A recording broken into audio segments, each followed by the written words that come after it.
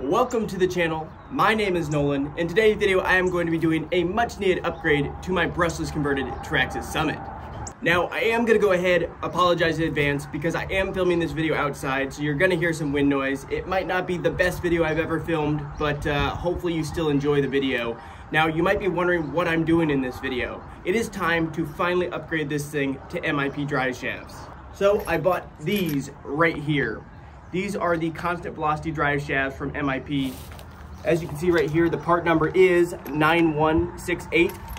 Now, I've really been taking my time to buy these because they are very expensive. I think between the two sets, because obviously we need 4 drive shafts, between the two sets, this cost me almost 160 bucks. So it is not cheap, but I'm tired of breaking the plastic ones and I'm tired of breaking the steel ones right at the stub axle, because that's what actually happened last video. These steel ones that I've been buying, they break right at the stub axle, and I'm just tired of that happening. So I've heard the MIP ones are the best of the best, so that's what we're going to install. So let me go ahead, move the camera a little bit closer, and we're going to jump right in this installation.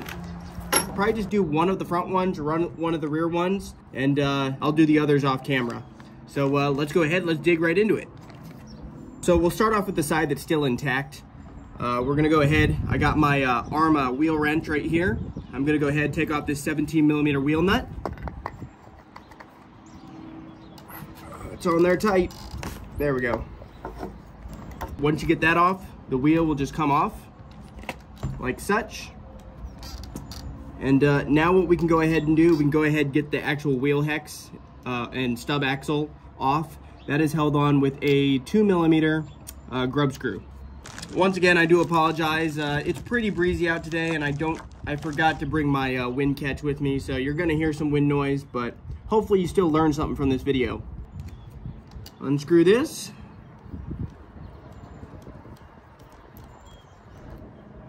Got that out, set that aside, get my flathead, get back behind there, and there we go. Got that off, set that aside. Now I'm gonna go ahead and spin it. There is also a 2mm up in here. There's a grub screw right there. So we'll get our 2mm in there, undo that. Is that a 2mm? Or is that a 2.5?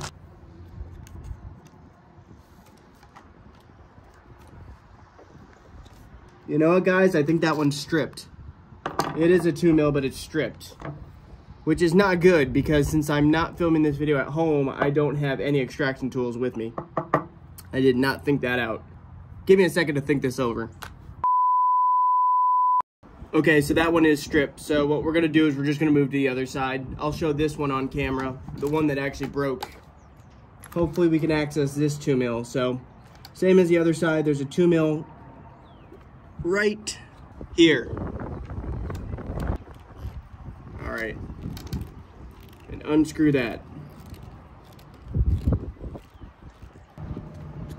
There we go, got that one out. Drive shaft will come loose. And now what we need to do is we need to access right under here. So I'm gonna get my flathead. Gosh, this wind is picking up. I do apologize, this was a mistake to film this video out here. So we're gonna pull that little rubber piece out. And then we need a big, I don't even know what size this is. It is a 5. Okay, it's a 5mm. And then we can take this one off. Unscrew that. And then what that's gonna do is that's gonna expose the 2.5mm in there. So we'll grab our 2.5mm and unscrew that. We should be able to just get the drive shaft out by disconnecting just one of them. So now the drive shaft is free, and these drive shafts can be kind of stubborn. So I actually brought this little tool right here that I bought, and I like to try to get back behind the drive shaft and push it out, because these drive shafts get caught in the bearings and then they don't want to come out. And there we go. That's the drive shaft that broke last video. We will go ahead and set that one aside. All right, now it is time to open up the new MIP ones. All right, so we'll rip the MIP ones out, which by the way, I will go ahead and leave these linked in the description down below if you're interested. This was about as cheap as I could find them. And the nice thing is the MIP ones do come with, looks like grease and liquid thread lock. So we got some liquid thread lock right there, and we've got some grease to come with it as well. We're gonna get all the pieces out that we need for each one. So this is gonna be the end piece that connects to the output from the differential. This is gonna be our stub axle. Here's our main two pieces right here with the spline piece. And let's see, we'll need, then we have this little baggie that has our wheel nuts, our little barrels, our pins, and our grub screws. So we'll go ahead and get this one cut open. Okay, so we got a barrel, we got a wheel nut. We need two barrels, one for the top, one for the bottom joint. Got two, and we will need two pins as well as two grub screws. There we go. Two pins and two grub screws. There's no directions that come with it, so we're just gonna install it. So what I like to do, I've installed these before on my Slash. I like to put a little bit of grease on the actual barrel. So we got our grease. We're gonna grease up the barrel like such. Then once we grease up the barrel is gonna go in like that. And then we're gonna grab this bigger piece right here, and then we're gonna grab our pin. And you gotta line this up. So there's a hole right there, and you gotta get the hole on the barrel lined up. So there's a hole on our barrel right there. You can kind of see right through there. So we're gonna line that up with this.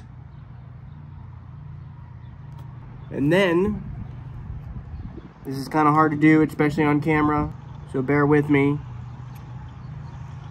We're gonna put this through. Now, note the flat spot. There's a flat spot on this pin. We're gonna want the flat spot pointed towards the side that has got the threads. So if you can see in there, there's threads on this side. So when we put this through, we want the flat side to go towards the threads, because that's where our grub screw is gonna go. There we go. Got it in, and now you can kind of see in there, maybe that is the flat side of that pin right there. And now, let me clean my hands real quick. Okay, so now we're gonna grab one of our grub screws, and it comes with this liquid thread lock. That is a 2mm. So grab our 2mm, get it on there. We're gonna break open our thread lock. Put a dab of this thread lock. Ooh, almost lost it. This is not going as planned. A lot of videos don't though, so I'm having all kinds of problems here, guys. There, got some thread lock on that grub screw, and now we're gonna go ahead and thread the grub screw in.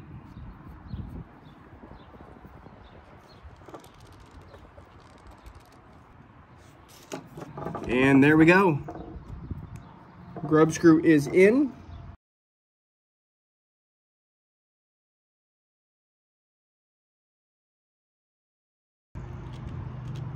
And now that the grub screw is in, now the joint is together, and you can kind of see, moves nicely. So now we can move on to the upper joint. So upper joint, exact same process. We're gonna go ahead, grease up the barrel. So get some grease on the barrel, grab our output right here, put the barrel through the output, lined up like such. And then we're gonna line up that hole right there with this hole right here. Then grab our pin and line the pin up with it.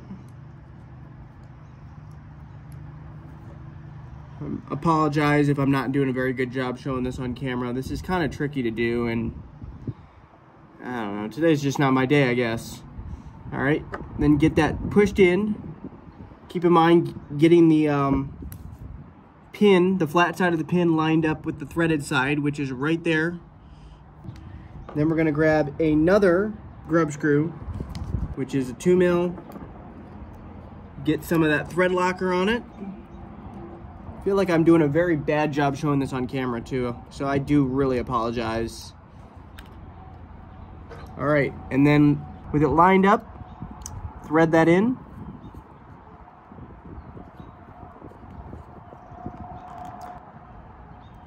And tight and good to go. You can see that moves smoothly.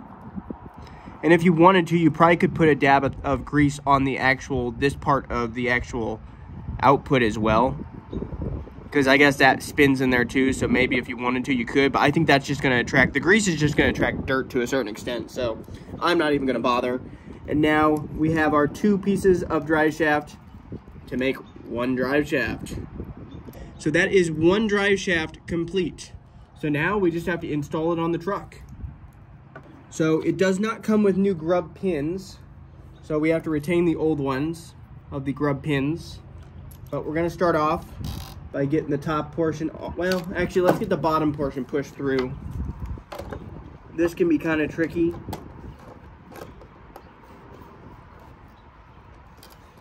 Because for whatever reason, they never want to push through the actual, there we go. They're very difficult to push through the bearings. Bearings are always very snug. All right, then we'll go underneath. Get that. I'll put a dab of thread lock onto that grub pin because it's threading into a metal output. All right, that is good. Now thread the grub pin in.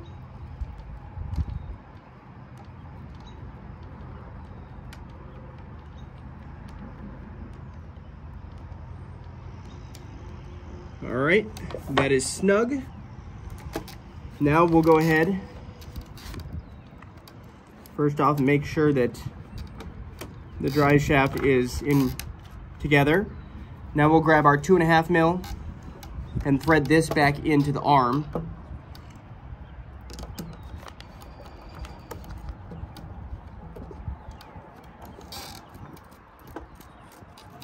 I should just film this video inside. What was I thinking?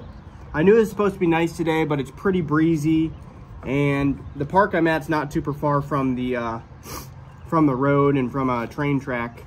So you can probably hear the road. There's somebody mowing just down the street, so it's one of those days. All right, that's on there. Now we will go ahead, remember the 5 mil, this goes like such. Tighten this down. I tighten it all the way and then I back it off just a little bit so this can actually go up and down, because you don't want this pushed right up against the ball of that. Okay, now what we're gonna do is get the other grub pin right here and put the wheel hex on. That's just gonna go on like such. Put a dab of thread lock on this, even though theoretically this can't really come out, because even if it starts backing out, it's just going to back into the wheel hex of your wheel. So you don't have to worry as much about these ones coming out. And that is also a 2.5 mil. So get that snug down. No, that's a 2 mil, sorry, not a 2.5. What am I thinking? That's also a 2 mil. Get that one snug down.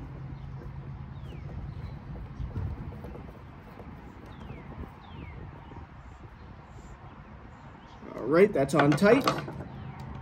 And there is 1 MIP drive shaft installed, and check it out. It does look nice, does it not? One other thing forgot to do, put this back over. Put this back in here.